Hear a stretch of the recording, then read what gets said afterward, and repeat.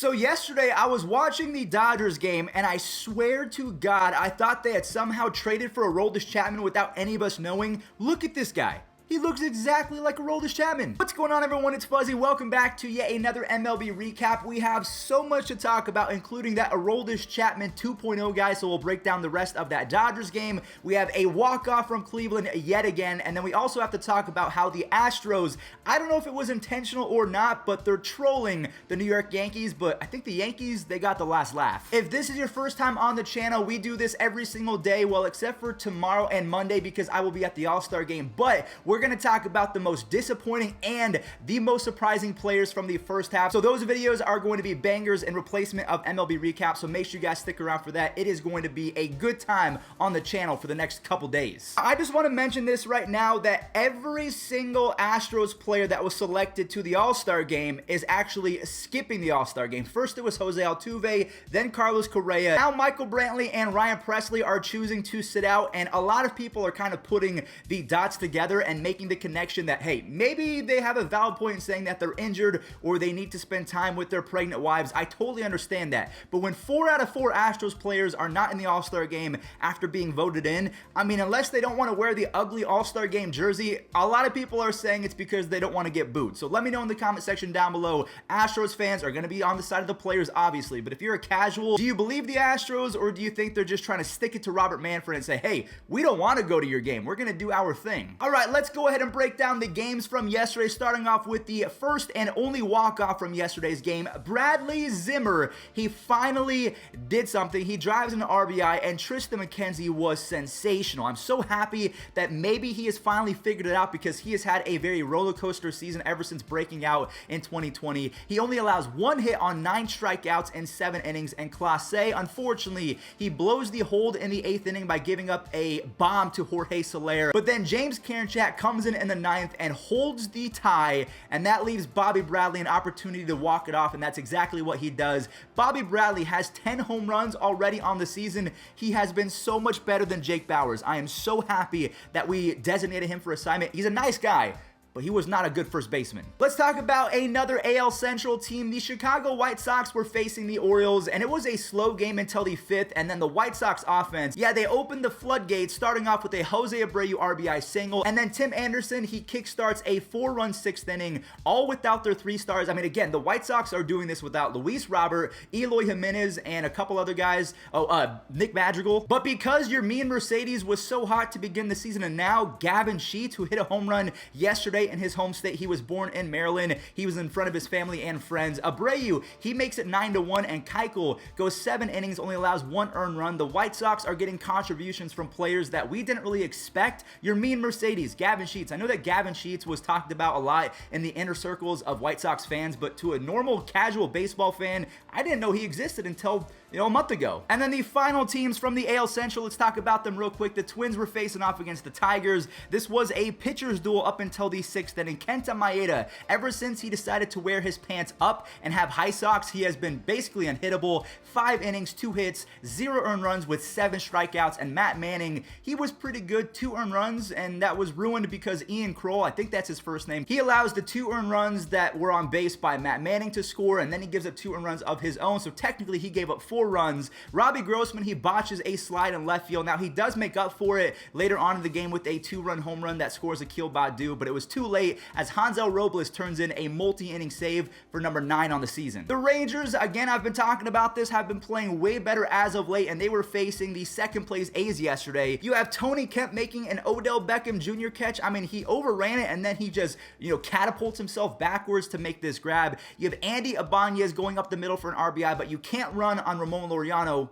on that play, as Adolis Garcia drives in 2 RBIs, and yes, they do challenge Ramon Laureano, and Ian Kennedy, he's able to grab his 15th save of the year, as Jordan Lyles picks up a W after only allowing 2 earned runs in 6 innings. So good for that Rangers bullpen, they shut it down. Another AL West team that is playing really well as of late, you have the Mariners versus the Angels, and the team that's been playing well is not David Fletcher's team. David Fletcher is now on a 22-game hitting streak. I'm going to knock on wood, so I'm not going to be blamed for jinxing it. Shohei Ohtani hits the 4th deck on this 470-foot home run for number 33 on the season. We'll talk about Shohei in just a second because Alex Cobb, he was kind of screwed by his team in the 4th inning on an error. Dylan Moore, he robbed Shohei in the 7th, and then you have Ty France and Mitch Haniger delivering the Mariners to a comeback victory. So the Mariners are the team that have been playing really well as of late. I do want to note that Shohei Ohtani has 16 home runs in his last 21 games. That is the most home runs for an AL player ever in 21 games.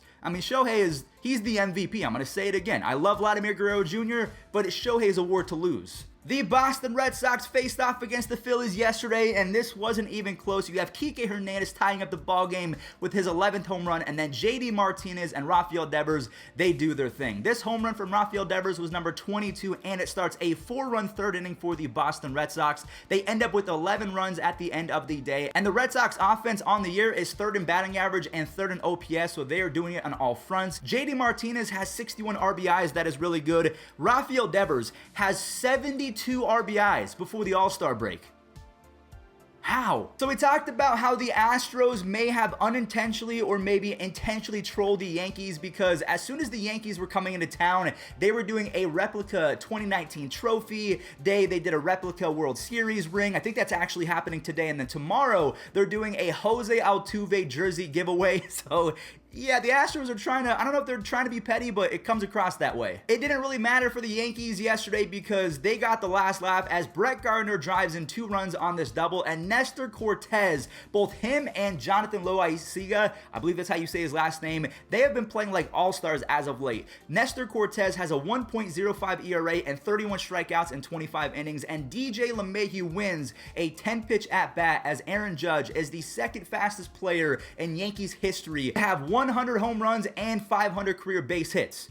Only 2nd to Joe frickin' DiMaggio. So let me know in the comment section down below, do you think the Astros were trying to troll the Yankees? And also, do you think that their players are skipping the All-Star game for valid reasons? I would say to be with your pregnant wife is pretty good. And also Michael Brantley, apparently he's injured. But Jose Altuve just saying, I want to rest.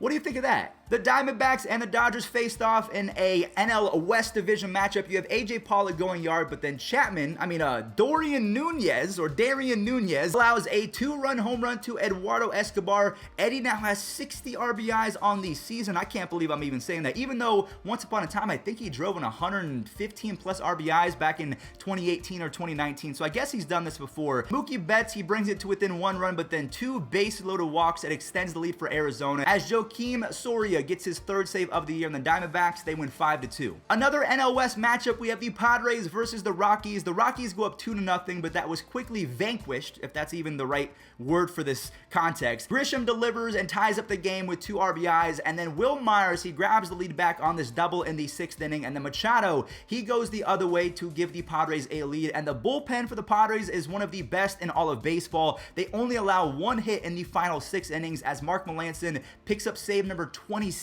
So the Dodgers lost, the Padres won, and the Giants won yesterday because Darren Ruff and Kurt Casale, they came in huge and quickly make it a 3-0 lead for San Francisco. But then the Nationals, they actually stormed back to tie it up in the 4th inning. Then Ruff goes 433 feet. I just want to mention that Darren Ruff, over his last 98 games, very quietly has 14 home runs and a 153 OPS plus. He has been a monster. And then Wilmer Flores, he tacks on an insurance run as Jake McGee comes in for the save and he delivers for number 18 on the season. Moving on over to the Cubs versus the Cardinals. The Cubs are such a confusing team. Much like the St. Louis Cardinals, I don't know if the Cardinals are going to be a playoff team or not because the Brewers have been playing really good. Either way, Carlson, this ball went in and out of his glove as Jock Peterson clears the bases. Ian Happ drives in another one in the 4th for Kyle Hendricks, who picks up win number 11 after Jason Hayward makes a web gem in the 6th, and then pinch hitter Chris Bryant drives in 3 RBIs. He clears the bases on this double, and Patrick Wisdom with home run number 12. I just have to mention he also has a really nice glove. I mean, he's been really good. Freddie Freeman gets the scoring started for the Braves as they were facing the Marlins yesterday, so that home run puts the Braves up a little bit, and that was it from Miami up until the 7th inning when Acuna was hit by a pitch. I would say this was on accident. I know that Braves fans were really upset because Marlins pitchers seemingly can't locate whenever Acuna is at the dish. Ozzie Albies drives in Acuna, and then Austin Riley drives in an RBI. I think it was on a double or a triple, and Charlie Morton was fantastic. 7 dominant innings with 2 hits on 7 strikeouts. He was really good. And then Arcia and Swanson, they push it past a save opportunity because they were up by 5 runs, and the Braves, they went 5-0 and they shut out the Marlins. All right, well, this one is going to be fun to cover. We have the Mets versus the Pirates. We have Jonathan Villar and Brandon Nimmo both smoking a few baseballs. Then you have Dominic Smith and Pete Alonso doing some damage, and this inning was capped off by a grand slam from yours truly, Francisco Lindor. He will be in tomorrow's video talking about the most disappointing players. Even with this grand slam, I would say that Mets fans would agree with me that Francisco Lindor in the first half, I know that he's been better as of late, he has been disappointing. And then Jonathan Villar adds to the theatrics of the game by hitting a home run from the right side. So 1 home run from the left, 1 home run from the right as the Mets win 13-4. The Reds versus the Brewers, kind of a boring game. Tucker Barnhart drives in the first run of the game, and then Wade Miley, he hits a double which turns into a 3-bagger, and then Jesse Winker drives him in as Wade Miley was absolutely locked in, going 8 scoreless innings, and he was helped by a runner's interference call that was kind of suspect. Now in the final inning, Heath Hembree, he comes in and strikes out 3 hitters for the save, and the Reds win 2-0. And the last but not least, the Jays versus the Rays. Springer drives an RBI, and that was it for the Jays as Alek Manoah can't make it to the 4th inning. Austin Meadows drives in 2 RBIs, and G-Man Choi drives in 3 of his own. Taylor Walls, he has 2 RBIs, and I will say he has been very solid. I don't know if he's going to be a long-term option for the Tampa Bay Rays, but he has a plus 100 OPS plus. He plays good defense, and the Tampa Bay Rays bullpen, they allow 1 hit on 9 strikeouts in the final 6 innings. That's insane. All right, everyone. Well, thank you all so much for watching. I really do appreciate it. Let me know what you make of the Astros and everything else that we talked about today. I hope that you're excited for the 2 banger videos that are coming Sunday and Monday, talking about the most disappointing players and the most surprising players. And now that I think about it, I might have left out one guy for the most surprising players, Patrick Wisdom. While he's been very surprising, is he going to be able to keep it up? You guys have to let me know in the comment section down below because he will not be in that video. I just want to warn you guys. So thanks for watching. Stay safe.